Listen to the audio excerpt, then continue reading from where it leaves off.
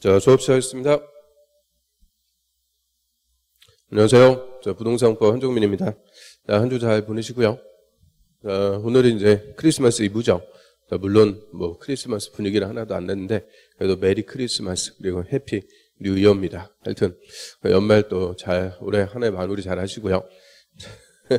저 연말 분위기도 하나도 안 나고 참 올해 같은 때가 없었어요. 올해 역병으로 바이러스로 인해서 자, 올해같이 힘든 시기가 없던 것 같아요. 하여튼, 자, 올해 힘든 시기라도 우리 공부해갖고 올해 합격자들 많이 나왔죠. 그래서 여러분들도 이제 힘든 시기지만 열심히 공부해서 내년도에 다 합격할 수 있도록 하고요.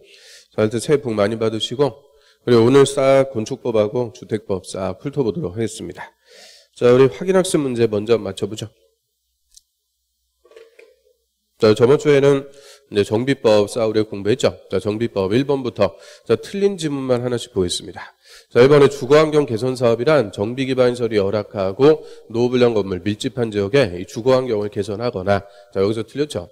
자, 요거는 주택 재개발 사업, 이 재개발 사업이라고 그러죠. 이 주택 재개발 또는 상업 지역이나 공업 지역에서 상권 활성화 같은 도시 환경을 개선하기 위한 사업, 시장 재개발, 공장 재개발. 그래서 합쳐갖고 자, 오늘 재개발 사업이다 이렇게 얘기하고요.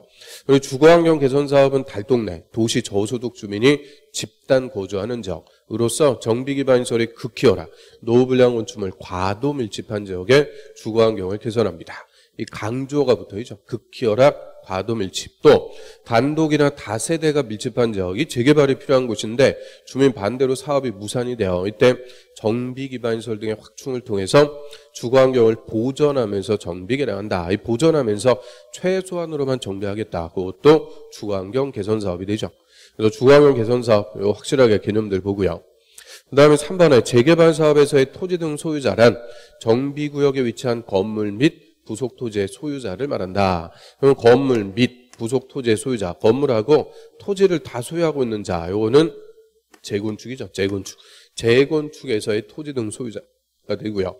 재개발 사업에서는 토지 등 소유자, 토지 소유자 또는 건물 소유자 또는 지상권자. 그래서 토지 소유자, 건물 소유자, 지상권자 다 재개발 사업에서는 토지 등 소유자가 되죠. 그 다음 4번에 특별시장, 광역시장, 특별자치시장하고 특별자치도지사는 생략하고요. 또는 시장, 특광시장은 관할구역의 도시 주거환경 정비 기본계획을 5년 단위로 수립한다. 자, 5년 단위로 수립하는 것은 없어요. 10년 단위로 수립하죠. 그래서 특광시장이 관할구역의 정비 기본계획을 10년 단위로 수립, 그리고 5년마다 타당성을 검토하는 거죠. 타당성 검토. 그래서 10년 단위로 수립해서 앞으로 10년까지 관할구역의 정비사업 뭐부터 할지 순서를 딱 정해준다 그랬죠. 이 관할구역에 정비사업 할 곳이 많은 도시, 큰 도시, 특별시장, 광역시장, 시장, 정확하게 하면 대도시장. 그래서 이런 큰 도시의 시장은 관할구역의 정비사업 10년까지 뭐부터 하겠다. 순서를 정하기 위해서 정비 기본계획을 10년 단위로 수립하고요. 한 번 수립하면 끝나는 거 아니라고 그랬죠. 5년마다 타당성 검토해서 계속 고쳐나가는 과정계획이 돼요. 그 다음 6번에 재건축 사업은 정비구역에서 인가받은 관리처분계획에 따라서 건물을 건설해서 공급하거나 환지로 공급하는 방법으로 한다. 그럼 관리처분계획에 따라서 건물, 주택, 상가, 공장, 건물 건설해서 공급 분양하거나 환지로 공급하는 방법은 재개발 사업이죠. 재개발 사업. 이 재개발 사업은 관리처분, 환지 두 가지 방법을 할 수가 있고요. 재건축 사업은 관리처분 방법 하나밖에 없다고 그랬죠. 그래서 우리 사업의 시행 방법은 요 주거환경 개선 사업. 자, 요게 핵심이라고 그랬어요. 주거환경 개선 사업은 달동네 개발. 제일 못 사는 달동네 개발하니까 모든 방법을 다 동원할 수 있죠. 자율주택 정비 방법, 시행자 기반시설 설치하고 토지 등 소유자 스스로 자기 집 고치는 거죠. 스스로 주택을 보전 정비 개량하는 자율주택 정비, 그리고 수용, 환지, 관리 처분. 그래서 자, 수, 환, 관 이 네 가지 모든 방법을 다 동원해서 할 수 있는 것이 주거환경 개선 사업이다라고 하고요. 자, 재개발 사업은 밑에 거 두 개죠. 환지, 관리 처분. 재건축은 관리처분 하나밖에 안 되죠. 그 다음에 주거환경 개선 사업은 관리처분 계획에 따라서 주택을 건설해서 공급, 아파트 지어갖고 분양하고요. 재개발 사업은 건물, 주택, 상가, 공장, 건물을 건설해서 공급하고요. 재건축은 주택과 오피스텔까지 건설해서 공급할 수가 있더라. 그래서 이 관리처분 계획에 따라서 뭐를 건설해서 공급하는지 그것까지도 요새는 물어보는 거죠. 그 다음에 7번, 8번, 9번은 다 맞네요. 10번 볼게요. 사업 시행자는 정비사업 시행으로 건설된 건물을 인가받은 사업 시행 계획에 따라서 토지 등 소유자에게 공급한다는 게 분양한다. 그러면 사업 시행 계획에 따라서 분양해 주는 게 아니고 관리 처분 계획에 따라서 건물 등을 건설해갖고 공급이 관리 처분 방식이죠. 사업 시행 계획은 공사 계획이라고 그랬어요. 공사. 기반시설 어떻게 설치하고 건물 어떻게 지을지 공사에 관한 계획이고요. 분양에 관한 계획은 관리 처분 계획. 그래서 인가받은 관리 처분 계획에 따라서 토지 등 소유자에게 공급해 주는 방법을 우리가 관리 처분 방법. 그래서 재개발, 재건축은 토지 등 소유자 원칙 조합을 만들어서 이 조합이 관리 처분 방법으로 사업을 시행하게 되죠. 그럼 11번에 그럼 관리 처분 계획에 따라서 소유권을 이전하는 경우 소유권을 넘겨준다. 이거를 분양해 준다 그랬죠. 분양 처분하는데 저 분양 처분할 때 그 건물 분양받을 자는 이전 고시가 있은 날에 건물의 소유권 취득한다. 자, 그럼 분양받은 새 아파트의 소유권 취득한대요. 근데 토지 등 소유자는 이제 새 아파트의 소유권 취득하는 것은 언제? 다음 날. 그래서 이전 고시 있은 날이 아니고 다음 날. 이전 고시가 있은 날에 다음 날로 그 건물 분양받은 건물의 소유권을 취득하게 되죠. 항상 취득하는 것은 다음 날. 그래서 여기까지 정비법에서 핵심 지문들 우리 확인학습 문제 다 지문들이 기출지문이요. 근래 나왔던 기출지문들이니까 꼬박꼬박 좀 풀어보시고요.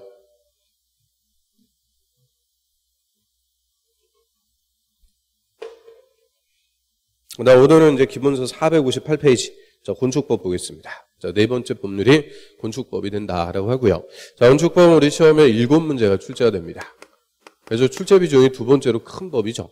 그리고 개발법하고 정비법은 다 6문제씩 출제가 되고 건축법하고 주택법은 7문제씩. 그래서 출제 비중이 크고요. 그리고 이 건축법은 우리나라에서 누구라도 건물 건축하려면 이 다 건축법의 통제, 허가를 받아야 돼요. 건축 허가를 받아갖고 적법하게 건물 건축할 수가 있죠. 그래서 우리나라에서 누구라도 건물을 건축하려면 다 이 건축법의 규제를 받는 거니까 일반법이라고 그래요. 전국 토에 적용되는 일반법으로서 그래서 두 번째로 중요한 법이 됩니다. 우리 공법에서 제일 중요한 법은 당연히 국토법이죠. 우리 국토법에서 배웠던 개념들, 도시공관리계획, 용도지역, 개발행위 허가 이런 것들은 계속 나오는 거죠. 계속 반복적으로 나오는 가장 기본 베이스가 되는 거고요. 그 다음에 토지를 이용 개발하는 가장 주된 모습이 건물 건축하는 거죠. 그래서 이 건물 건축하는 일반법으로서 이 건축법, 자, 요게 두 번째로 중요한 법이고요. 그럼 우리가 건물하는데 건물이 뭐고 건축하는데 건축이 뭐고 이런 가장 역시 기본적인 개념들을 규정하고 있는 법이 건축법이기 때문에 자, 우리 순서는 국토법, 개발법, 정비법 그리고 건축법. 건축법을 네 번째로 하지만 중요성은 두 번째로 중요한 거죠. 이 국토법 다음에 건축법이요. 그래서 국토법, 건축법의 기본 개념이 돼야 나머지 법들이 나오는 거죠. 그래서 건축법 이 국토법 다음으로 중요한 법이 건축법이다라고 하고요. 그 다음 출제 비중도 7문제요. 더 커요. 그래서 우리 공법에서는 이 국토법과 건축법 두 개만 확실하게 공부해도 꽈락 다 넘어간다 그래요. 꽈락. 그래서 올해 30일의 시험에서도 공법 꽈락 맞아갖고 떨어진 분들이 반이라고 그랬죠. 대부분 떨어지는 이유 중에 하나가 공법 꽈락인데 국토법하고 건축법만 제대로 공부해도 꽈락을 맞을 필요가 없어요. 그럼 우리 국토법에서 12문제가 출제가 되죠. 국토법 12문제.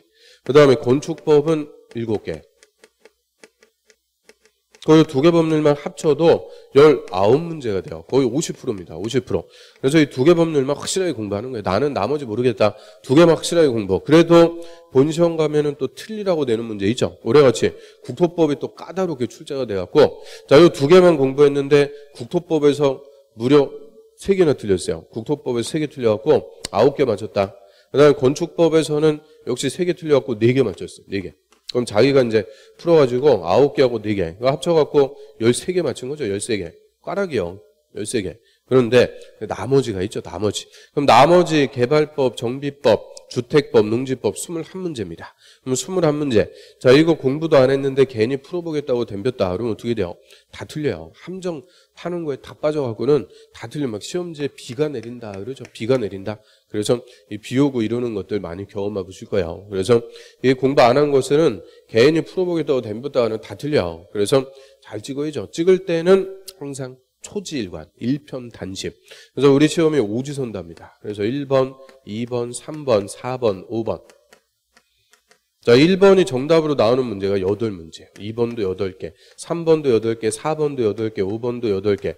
이런 국가공인 자격시험은 정답으로 나오는 비율을 거의 똑같이 맞춰요. 그래서 산업인력공단에다 전화해서 물어봤어요. 1번부터 5번까지 똑같은 비율로 정답이 나옵니까?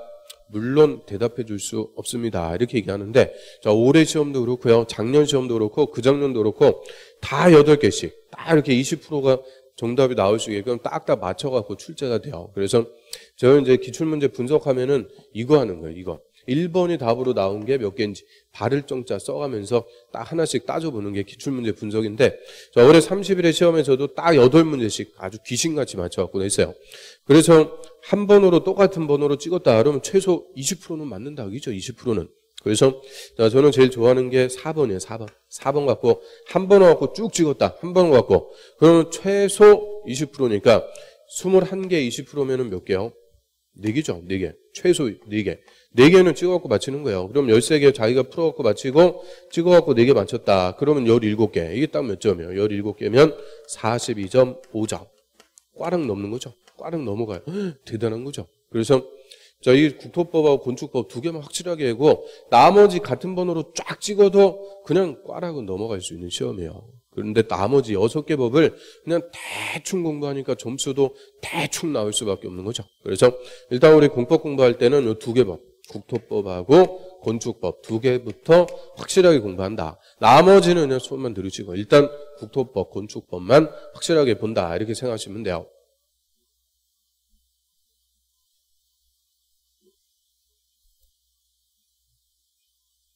자, 그럼 건축법은 자, 우리나라에서 누구라도 건물 건축할 때 적용하는 일반법이다라고 그랬으니까 자, 요게 적용 범위라고 그래요. 건축법 어디에 적용하는지. 일단 건축법을 적용하는 물건, 적용 대상 물이라고 해서 자, 크게 4가지 물건에 건축법 적용을 한대요. 자, 일단 건축물에 적용하죠. 건물 짓는 땅, 대지, 그리고 건물에 설치하는 설비나 공작물. 요 4가지의 물건에 건축법을 적용한다라고 하는데 이 중에서도 당연히 핵심은 건축물이죠. 그래서 건축물 개념에서는 꼬박꼬박 한 문제씩 나온다 이렇게 생각하시면 돼요.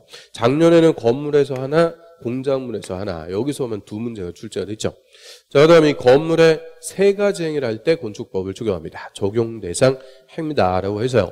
자, 크게 건축하고 대선하고 용도 변경인데, 자, 건축과 대선. 자, 요거는 우리가 좀 이따 볼 건축 허가 대상 행위다라고 해서요. 이 건축 허가를 받아야 되는 행위들. 그래서 건축하고 대선은 묶어가지고 한 문제 정도 출제가 되고요.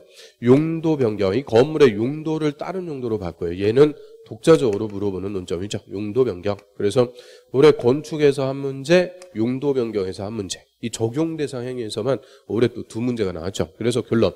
무조건 건축법은 이 적용 범위에서 2문제씩 나옵니다. 적용 범위에서 가장 기본적인 개념들이 나오기 때문에 무조건 2문제씩. 그 7문제 중에서 앞에서 그냥 2문제는 무조건 깔고 간다. 그죠? 그 다음에 건축법 적용하는 지역은 당연히 우리 국토입니다. 우리나라에서 누구라도 건물을 건축 등을 하려면 적용하는 법을 건축법이다라고 하고요. 자, 일단 건축법에서 용어 한번 볼까요? 자, 458페이지 건축법. 자, 총칙에서 그 밑에 건축법상의 용어점.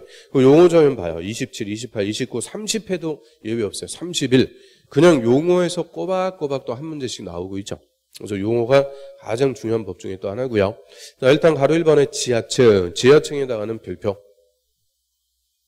자, 그리고 지하층 하는데 지하층이란 건물의 바닥이 지표면 아래에 있는 층으로서 그 바닥에서 지표면까지의 평균 높이가 해당 층 높이의 2분의 이상, 그 2분의 이상 몇 층?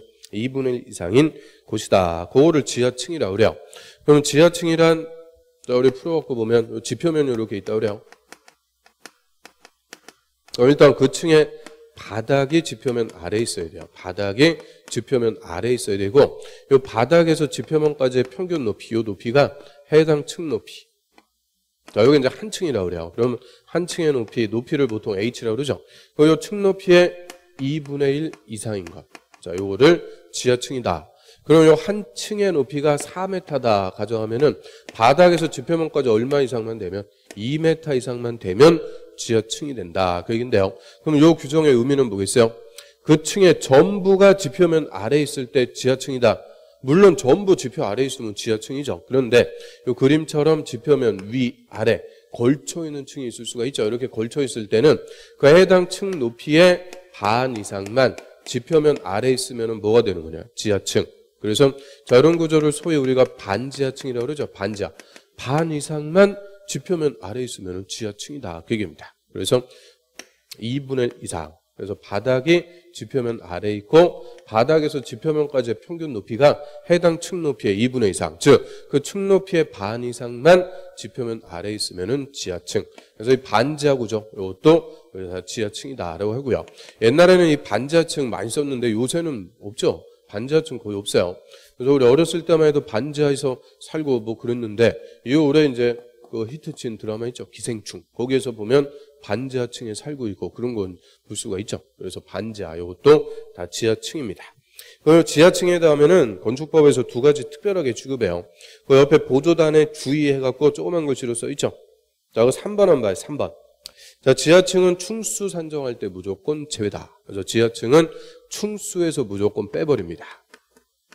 그래서 건물 충수 몇 층짜리다 충수 산정할 때 다 빼버려요. 왜요?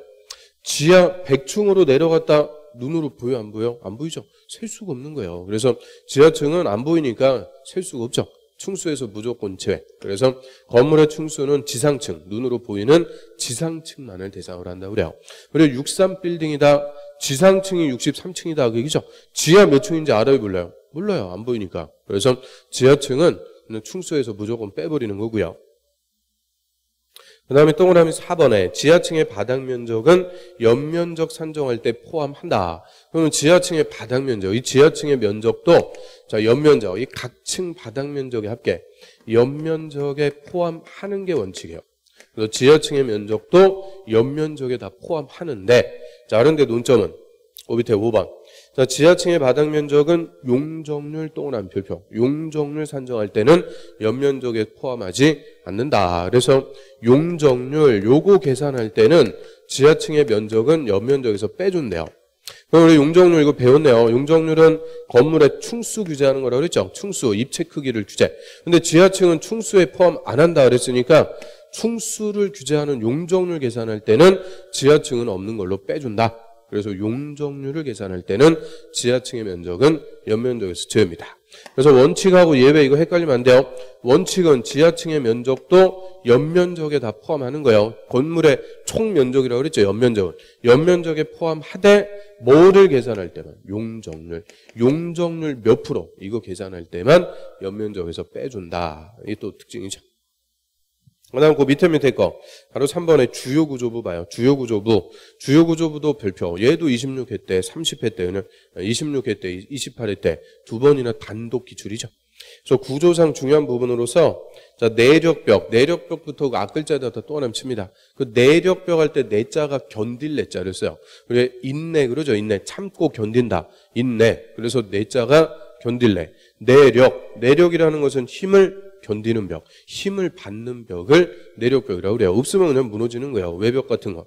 이런 내력벽이나 기둥도 앞글자 기자에다 또 하나 바닥, 바자, 보는 대들보를 얘기해요. 대들보. 이제 한옥 건축물 같은 거 보면은 지붕틀이 이렇게 있고 이 지붕틀을 받쳐주는 거 이게 보죠. 보에서 기둥을 이렇게 연결을 하게 돼요. 기둥을 연결해서 한 건물을 건축하고 하는데요. 이런 대들보, 요거를 보라 그래요. 보. 그 다음에 지붕틀도 있고 주계단도 있습니다. 말한다. 어디서 딱 끊으세요. 그래서 그 딱 6개, 그 악을 쳤다면은 내기, 바보, 지주. 6개입니다. 내기, 바보, 지주. 그냥 단순하게 악을 쳤다 갖고 외우면 맞히는 거죠. 그런데 다만 그 사이기둥, 최하층 바닥, 작은 보 이런 것들은 제외입니다. 그래서 앞에 뭐 사이기둥, 최하층 바닥, 작은 보 쓰잘데기 없는 거 붙으면 다 틀린다는 거죠. 그냥 깔끔하게 주요구조부는 내기, 바보, 지주 6개. 딱 글자만 딱 정리하면 되고요. 그 다음에 몇 페이지로 합니다. 자, 5번에 고층 건물. 자, 얘도 올해 30일에 때도 기출지문이죠. 고층 건물이란 충수가 30층 또는 30층 이상 이거나는 and가 아니고 또는이요. 또는 오와 또는 높이가 120m 이상인 건물이다. 그리고 건축법에서는 한 층의 높이를 4m로 산정합니다. 그래서 30층 곱하기 4m, 높이가 120m 이상인데 그럼 30층 이상 또는 높이가 120m 이상 둘 중에서 하나에 걸리면 고층 건물이다. 그 얘기죠. 그럼 예를 들어갖고 충수가 29층이고 높이가 130m인 건물은 고층 건물이다. 맞아요? 틀려요? 충수가 29층이고 높이가 130m인 건물 고층 건물 맞죠? 충수는 30층이 안 되는데 높이가 얼마래요? 130m, 120m 이상이니까 그 뒤에 해당해갖고 고층 건물이 되는 거죠. 그래서 두 개의 요건을 다 갖추는 게 아니에요. and가 아니고 또는 30층 이상 또는 높이가 120m 이상 둘 중에서 하나에 닿으면 고층 건물이다 라고 하고요. 그 다음에 초고층 건물은 더 높네요. 충수가 50층 또는 50층 이상 이거나 또는 4m 곱하니까 높이는 200m 이상인 건물. 그래서 4m만 곱해주면 되니까 높이가 중요한 게 아니고 충수, 고층 건물은 30층 이상, 초고층 건물은 50층 이상인 건물을 얘기하죠. 그 다음에 또 쭉 내려볼까요? 쭉 내려서 가로 10번에 다중이용 건물. 자, 이 별표. 그러니까 다중형 건물은 27회, 29회. 그래서 원래 올해 30일에 딱 물어볼 예정이었는데 올해 안 물어봤어요. 내년에 나옵니다. 그래서 다중이용 건물. 이것도 아주 중요한 용어가 되죠. 그럼 다중이용 건물. 다중이라는 말이 뭐예요?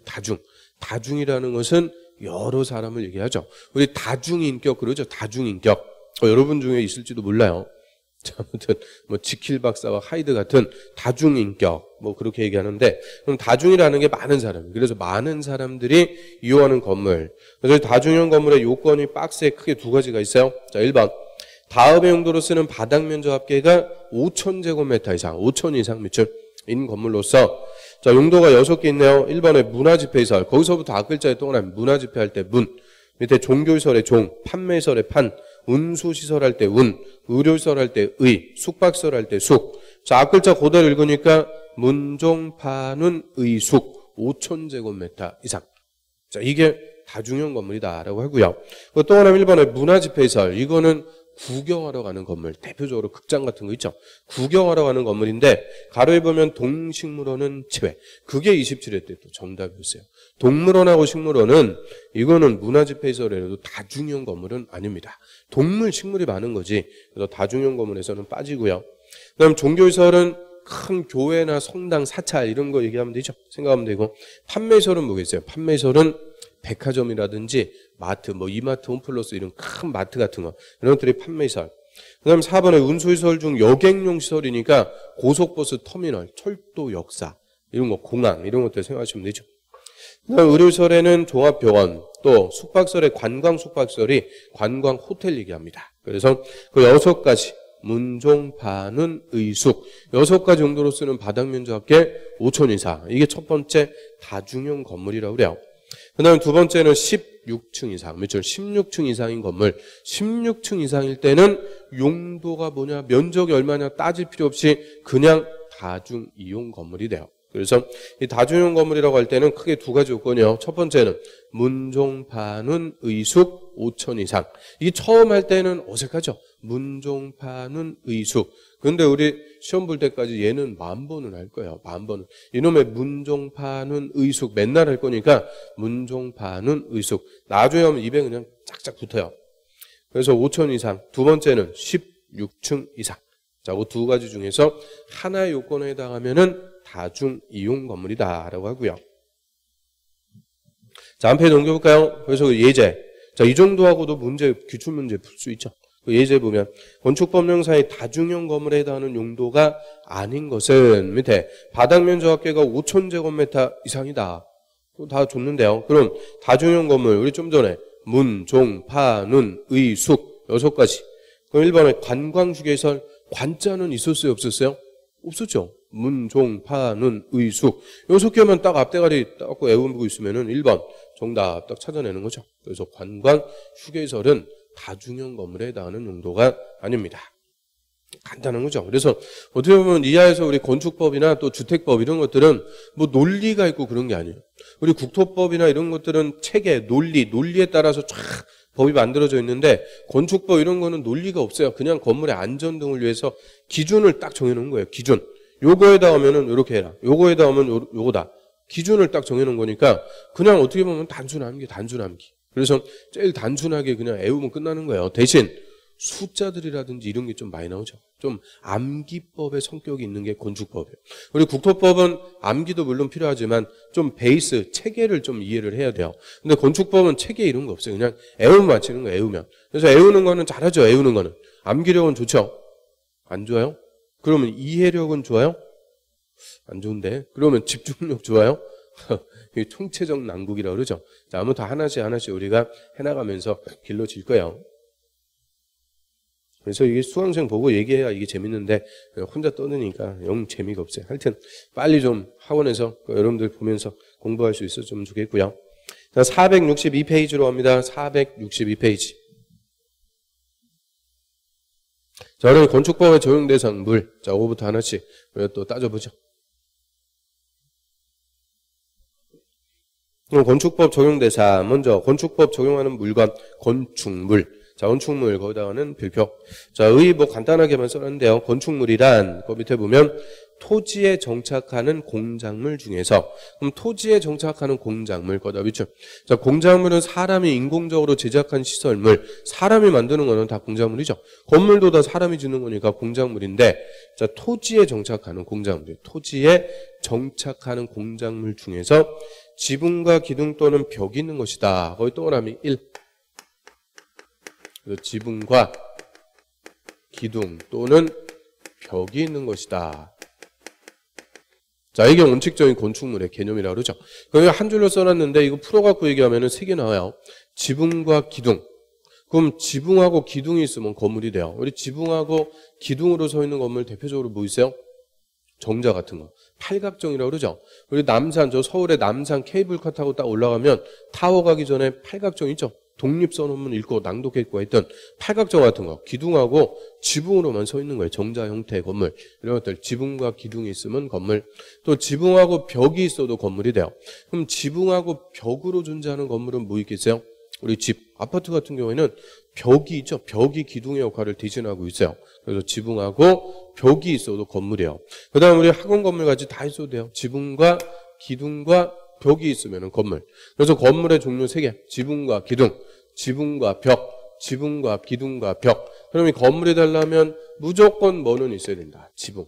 그래서 지붕은 필수적인 개념이다 라고 하죠. 지붕은 꼭 있어야 돼요. 지붕은 필수. 그래서 우리 판례에서도 건물로 보려면 지붕이 갖춰져 있어야 된다. 딱 이렇게 얘기해요. 그래서 지붕은 필수. 기둥하고 벽은 둘 중에 하나만 있어야 되니까 지붕과 기둥 또는 벽이 있는 것이다. 이렇게 얘기하고요. 그 다음에 이에 딸린 설물 거기에 또 오면 이 건물에 딸려갖고 설치하는 시설물, 대문, 담장 이런 것들도 다 건물이 되고요. 또 지하나 고가의 공작물, 거기서 공작물은 도로를 얘기합니다. 지하 도로, 고가 도로, 지하도, 고가도 이런 지하나 고가에다 설치하는 사무소, 공연장, 점포, 동그라미, 점포, 차고, 창고 거기까지 동그라미 3. 그럼 이게 지하도로에 있는 점포 같은 거, 우리 지하도 상가에 점포들 있죠. 또 전철역 보면은 지하도 상가, 쭉 지하도 따라가고 상가들 쫙 밀집해 있잖아요. 그럼 그런 것들도 다 건물로 규정해서 건축법 적용한다 그 얘기인데요. 따로 규정하는 이유가 뭐겠어요? 맨 앞에 건축물은 원칙적으로 토지에 정착하는 거라고 그랬죠. 그런데 지하도 상가의 점포 같은 것들은 토지에 정착하는 거 아니죠. 땅 밑에 있는 거예요. 그런데 건물하고 똑같은 효용을, 기능을 가지니까 얘들도 따로 규정을 해주는 거예요. 그래서 지하나 고가에다 설치하는 사무소, 공연장, 점포, 자고, 창고. 자, 요것도 건물로 규정해서 건축법 다 적용하죠. 그래서 그게 28회 때 그냥 정답 지문이에요. 지하도 상가의 점포는 건물에 해당하지 않는다. 그래서 틀리게 다 건물로 규정합니다. 그딴 거 물어보는 거죠. 그 밖에 대통령령이 정하는 것은 없어요. 그래서 대통령령이 정하는 것은 없다. 그래서 저 1, 2, 3 번호 매긴 거 그 3가지에 해당하면 건축물, 건축법을 적용합니다. 그 다음에 두 번째 대지라고 그래요.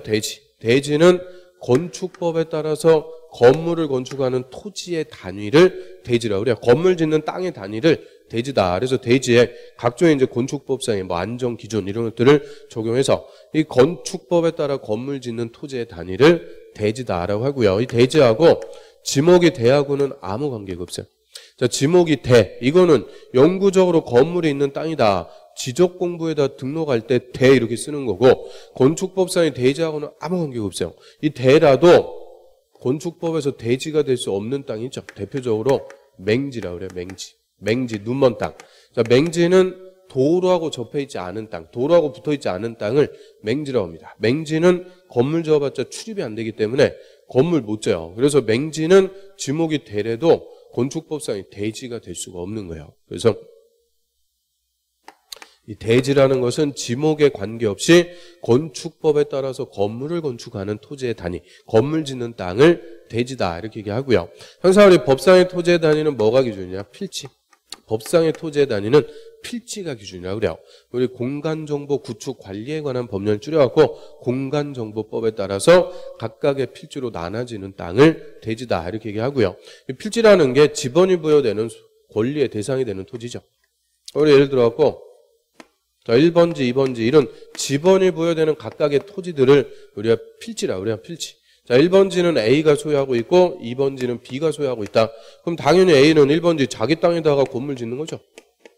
이게 뭐예요? 1번지가 하나의 필지가 하나의 건물 짓는 땅 대지가 돼서 그래서 1필지 1대지가 원칙이라고 그래요. 하나의 필지가 하나의 대지가 돼서 하나의 건물을 짓는 게 원칙 일반적인 개념이에요. 그래서 하나의 번지에 하나의 건물이 들어가는 거죠. 그런데 자, 2번 토지까지 A가 마저 다 샀어요. 2번 토지까지 A가 B로부터 다 취득해갖고 2번 토지까지 소유하고 있게 돼요. 그럼 1번지하고 2번지 다 A 땅, 자기 땅이니까 이때 A는 1번지하고 2번지에 걸쳐가지고 건물을 큼직하게 건축할 수도 있어요. 그럼 이때는 하나의 건물의 대지가 몇 필지가 된 거냐? 2필지가 된 거죠. 그래서 2필지 이상이 하나의 건물을 짓는 땅, 대지가 되는 거예요. 이때는 1번지, 2번지를 합쳐가지고 이 건물의 대지 면적으로 산정을 하게 되죠. 그래서 얼마든지 자기 땅이면은 2필지 이상을 하나의 대지로 해서 건물 지을 수도 있고요. 거꾸로 저 시골의 넓은 땅, 농지나 산지 막 몇천 평 되죠. 그러면 그런 넓은 땅의 일부를 대지로 조성해서 일부만 건물 지을 수도 있어요. 그래서 대지에 의한 볼까요? 자, 건축법상의 대지란 공간정보 구축 관리에 관한 법률. 자, 이거 무슨 법에서 배웠어요? 공시법에서 배웠죠. 공시법에서 공간정보법하고 부동산 등기법 2개 공부하는 거죠. 또 공시법하고 공법하고 또 그렇게 달라요. 하여튼. 그래서 공간정보 구축 관리에 관한 법률. 이거를 옛날에는 지적법이다 이렇게 불렀는데 하여튼 이름도 꼭 어렵게 바꿔놨죠. 그래서 이하에서 줄여갖고 공간정보법 이렇게 불러요. 공간정보법에 따라서 각 필지 동그라미 각 필지로 나눈 토지를 말한다. 딱 끊습니다. 그럼 각각의 필지로 나눠진 토지가 대지래요. 그럼 각각의 필지가 하나의 필지죠. 하나의 필지가 하나의 대지가 돼서 하나의 건물을 짓는 게 원칙적인 개념이다. 그 얘기입니다. 그거를 좀 의식하게 1필지가 1대지가 된다. 하나의 필지가 하나의 대지가 되는 게 원칙적인 개념이에요. 그런데 자, 이외 그 밑에 줄 다음의 토지에 대해서는 2개 이상의 필지를 하나의 대지로 할 수도 있고 1필지의 일부를 하나의 대지로 할 수도 있다. 그래서 예외가 있긴 있어요. 근데 그 옆에 보면 막 한바닥 쫙 나오는데 이런 거는 나중에 좀 베이스가 된 다음에 보는 거고요. 원칙 건축법상의 대지란 건물 짓는 땅이죠. 이 대지의 단위는 필지가 된다. 하나의 필지가 하나의 대지가 돼서 하나의 건물을 짓는 게 일반적인 개념이다. 넘어갑니다. 그 다음에 3번의 건축설비, 4번의 공작물 나오는데 이 건축설비하고 공작물은 다 건물의 효용을 높여준다. 그래요. 효용, 이용 가치를 높여준다. 건물 편리하게 이용할 수 있게끔 효용을 높여주는데요. 건축설비는 건물하고 딱 일체를 이룬다. 그래요. 그래서 대표적으로 우리 엘리베이터 있죠. 승강기. 우리 학원 건물이 9층이니까 엘리베이터 없으면 학원 올 때마다 막 등산하는 거죠. 그냥 학원만 오면 숨이 헐떡대고. 엘리베이터 같은 게 설비라고 그래요. 엘리베이터는 건물하고 띄워버리면 아무 의미가 없는 거죠. 그래서 건물하고 딱 일체를 이루어갖고 건물의 효용을 높여주는 것을 설비. 이에 반해서 공작물은 건물하고 따로 축조, 분리할 수도 있어요. 분리 축조해서 건물의 효용을 높여주는데 우리 대표적으로 건물 옥상에 광고판 같은 거 생각하시면 돼요. 건물 옥상에 광고판 없어도 상관없죠. 그래서 광고판 같은 거 설치해갖고 뭐 광고 수익도 기대할 수 있고 이런 건물하고 분리 축조, 따로이 축조해서 건물의 효용을 높여주는 것을 공작물. 그래서 설비, 공작물 그런 거는 뭐 그 정도 들어두시면 돼요. 그 다음에 옆 페이지로 합니다. 4번에 건축법의 적용 대상 행위. 자, 그거 보죠.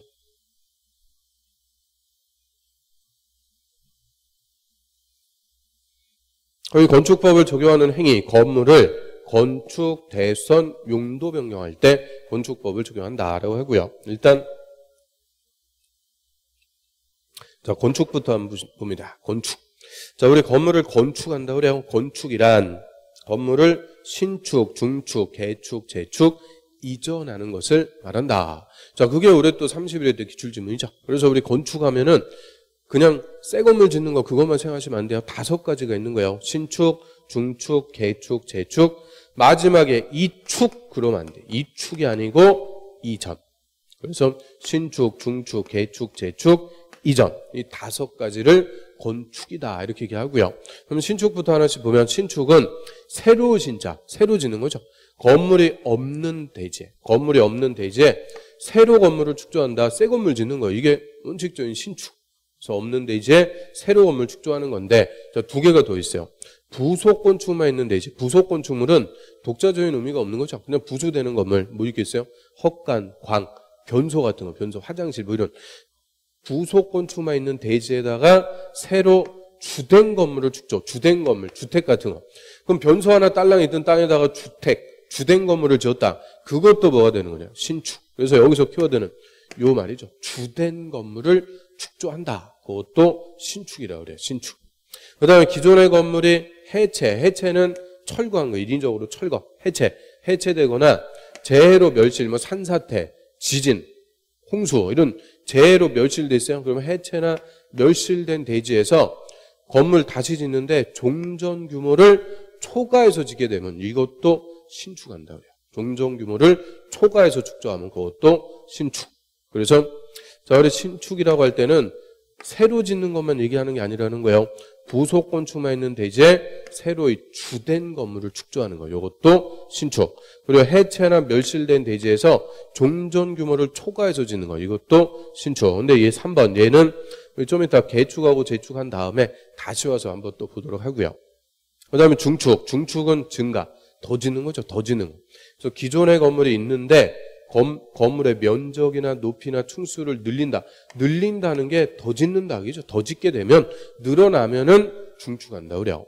그럼 예를 들어갖고 기존 대지에 건물이 이렇게 있었어요. 3층짜리 건물. 자, 그런데 위에 옥상에다가 옥탑을 더 졌다. 옥탑을 더 졌으니까 뭐 한다고 그래요? 옥탑을 중축했다. 이렇게 얘기하죠. 중축. 또 발코니 확장해갖고 면적을 늘렸어요. 면적을 늘렸다. 이것도 면적 늘어났으니까 중축했다. 이렇게 얘기하고요. 원래 한 층이었는데 막아가지고 2개 층을 만들었어요.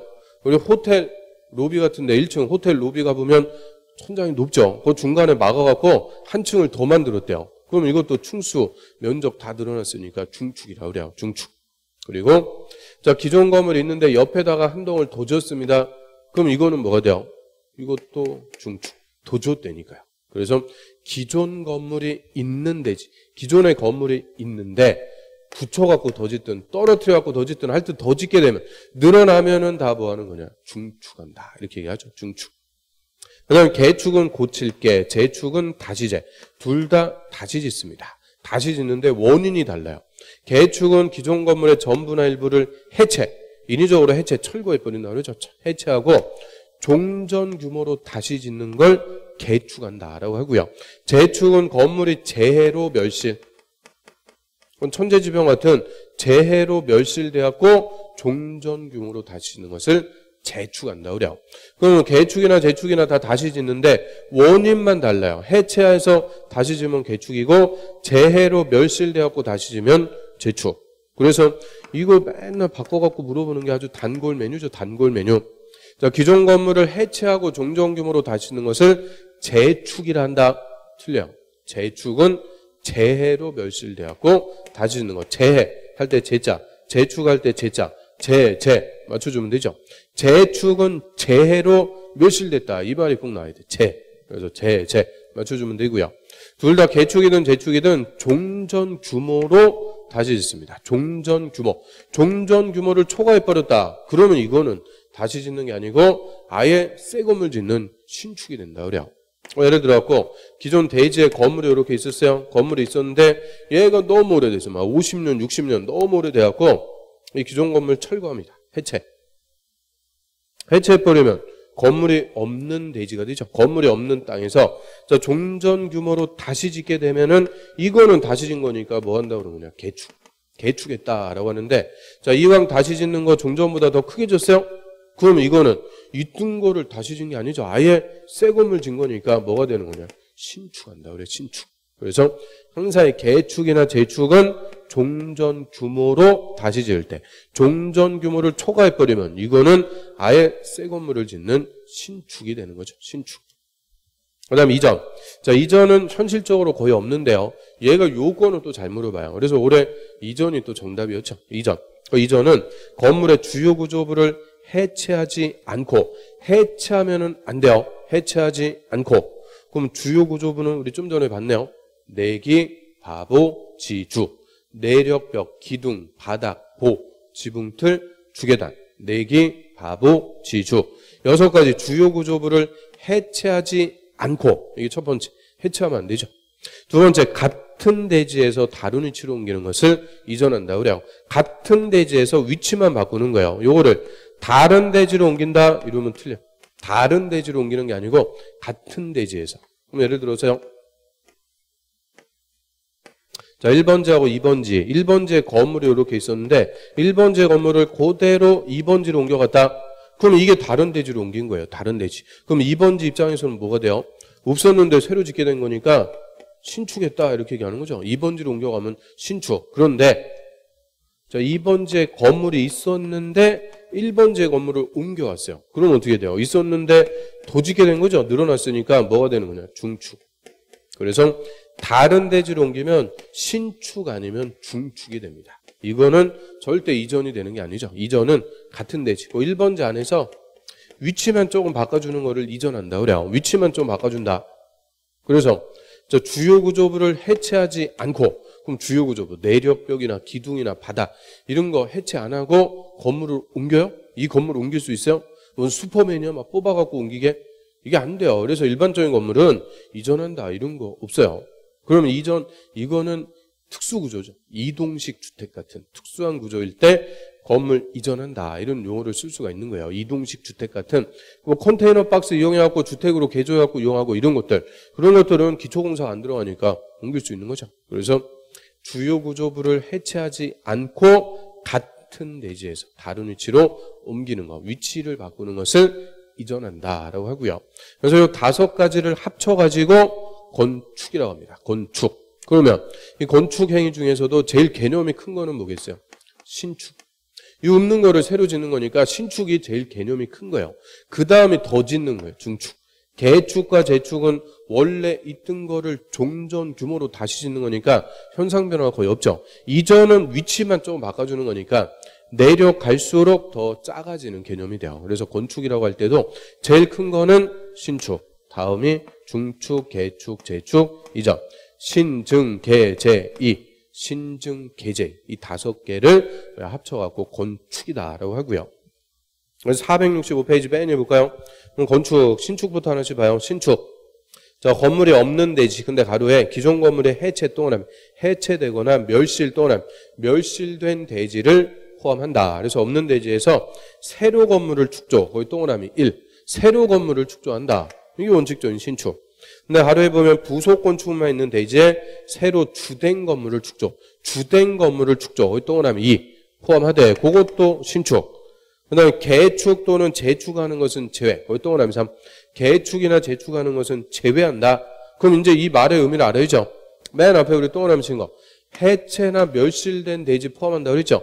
해체나 멸실된 대지에서 종전 규모로 다시 지으면 뭐가 돼요? 개축이나 재축. 그럼 이거는 제외한다. 그 말은 종전 규모를 초과했다 그죠? 그래서 해체나 멸실된 대지에서 종전 규모를 초과해서 짓게 되면 그것도 신축이다 그 얘기고요. 그래서 1, 2, 3 번호 매겨갖고 그 3가지의 개념을 신축이라고 그래요. 그 그다음 중축은 기존 건물이 있는데 면적, 건축 면적이나 연면적, 면적이나 충수나 높이를 늘리는 것이다. 늘린다는 게 더 짓는다기죠. 더 짓게 되면 중축. 그 다음에 개축. 개축은 기존 건물의 전부나 일부를 밑에 대출 해체하고 인위적으로 해체하고 대제 종전과 같은 규모의 범위, 그 밑줄 종전 규모로 다시 축조하는 것을 개축. 자, 밑에 재축은요, 건물이 천재지변 등의 재해로 멸실. 재해할 때 재자 또 하나미, 재축할 때 재자 또 하나미, 재해로 멸실돼서 다음 요건을 모두 갖춰갖고 다시 축조한대요. 그래서 밑에 보면 1번에 연면적합계 종전규모 이하, 2번에 동그라미 1번 동수, 충수, 높이도 모두 종전규모 이하. 그게 원칙이에요. 그래서 재축도 다 종전규모로 다시 짓는데 종전규모. 그래서 개축하고 재축은 종전규모로 다시 짓는데 원인이 해체면 개축, 멸실돼갖고 재해로 멸실돼갖고 다시 지면 재축이라고 하는 거죠. 그 다음에 2전 건물을 주요 구조부를 해체하지 않고 같은 대지에서 다른 위치로 옮기는 것이다. 논점이 두 개요. 해체하고 그러면 안 돼요. 해체하지 않고 다른 대지가 아니고 같은 대지에서 위치만 바꾸는 것을 이전한다. 자, 넘어갑니다.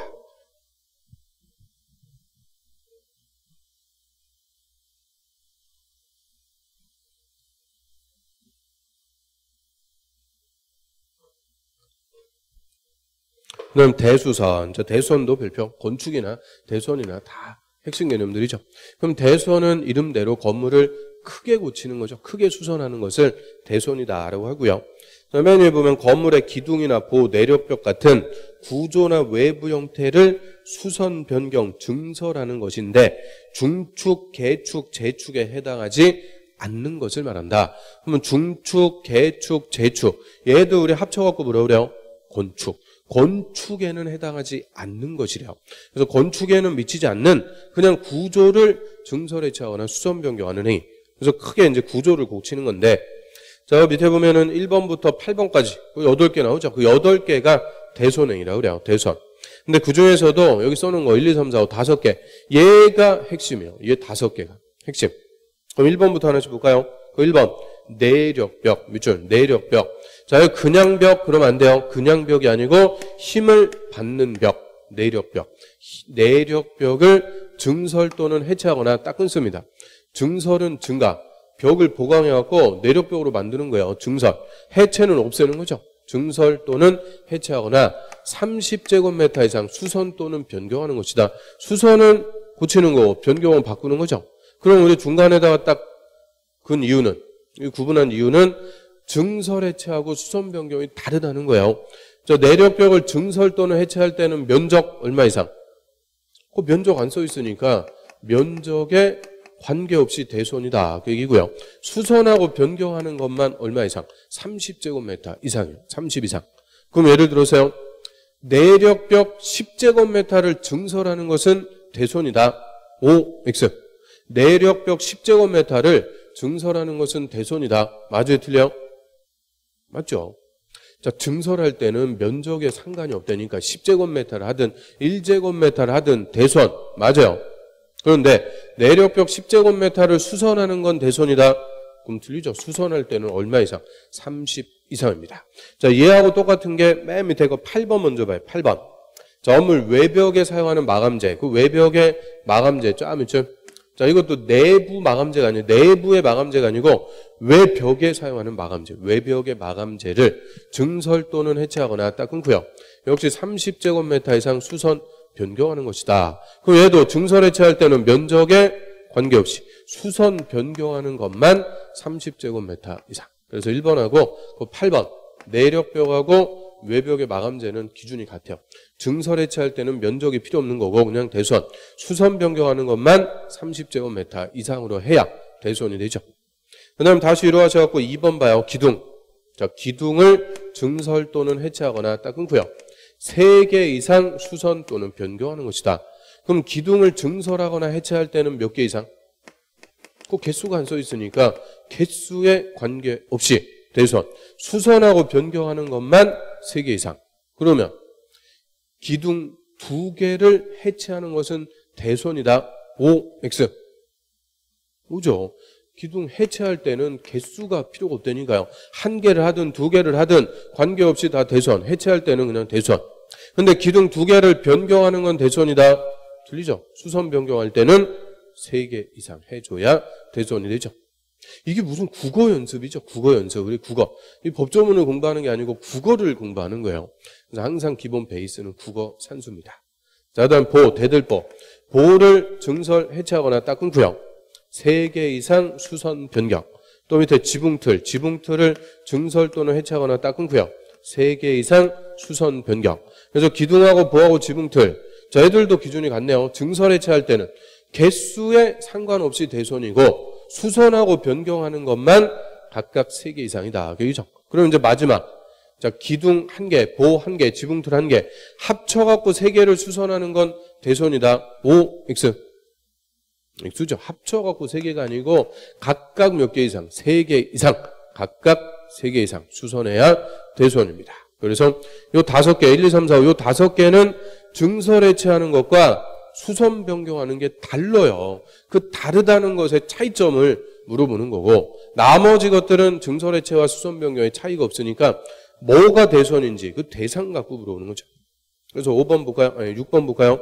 자, 주계단, 피난계단, 특별 피난계단 짜면을 증설 또는 해체하거나 수선 또는 변경하는 것이다. 그러니까 계단은 건들면은 다 대손이다. 그죠? 증설 해체를 하든 수선 변경을 하든 계단은 손대면 대손이 되는 거예요. 그래서 그 계단을 5개 계단을 증설 해체 수선 변경하는 것. 틀리게 5개 계단은 해당 사항 없죠. 주계단, 피난계단, 특별 피난계단. 계단은 그것만. 그다음 또 밑에 7번에 다가구 주택 비출 가구 간 경계벽 또는 다세대 주택 비출 세대 간 경계벽을 증설 해체하거나 수선 변경하는 것이다. 그럼 이 경계벽을 증설 해체 수선 변경.